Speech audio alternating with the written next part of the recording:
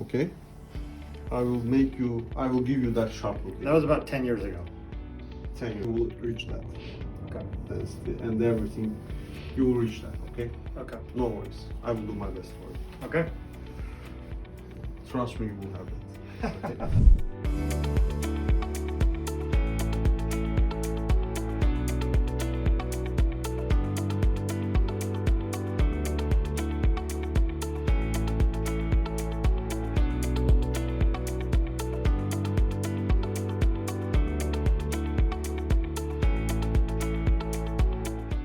Hello, I'm Dr. Gökay Bilgin from Smile Hair Clinic. Today we are going to discuss about our patient Daniel's hair.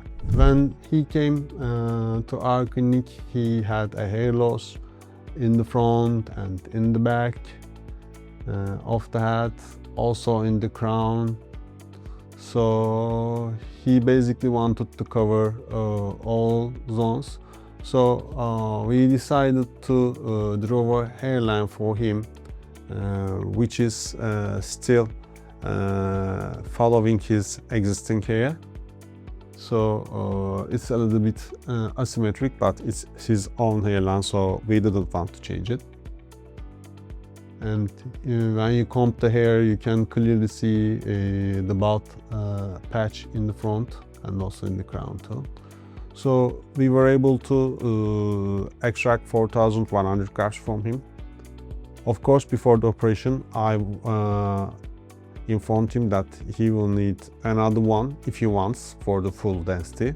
Sometimes one session is enough for patients. They are happy with the results. Sometimes they come for the second one. In this case, also the graft number is not like really high. So I always explain my patients that graft number is not the real issue. The most important factor determines the result of the hair transplant is the density of the donor zone. So his donor zone was dense. Because the graft number is a multiply of donor zone density and the donor zone surface. So the people who has a bigger donor zone surface has higher graft numbers. But at the end, if your donor zone is bigger, then your recipient zone is bigger. So sometimes with 4,000, you can only cover the half of the recipient zone. So in his case, I just wanted to implant to the frontal part and the crown.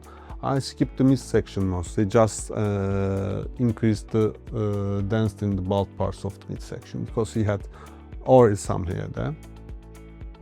In 13 days, you can see his healing, but still he was not able to remove the crafts completely, and his donor zone looks a little bit patchy. I always tell my patients in the first 3 months to not care about the donor zones looks because it will look much more better after 3 months. It needs to heal properly in the first 3 months. So 1 month the donor zone looks patchy. He is not happy. He lost most of the hair.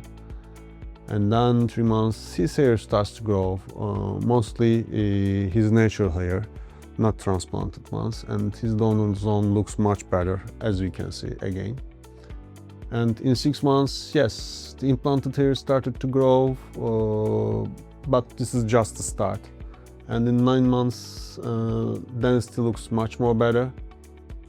Donor zone is completely healed. In 12 months, his hair looks really nice and dense.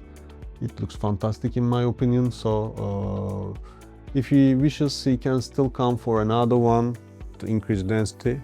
But I really think he does not need that, and I'm sure that he's pretty happy. He looks much more younger, much more confident, and much more happier.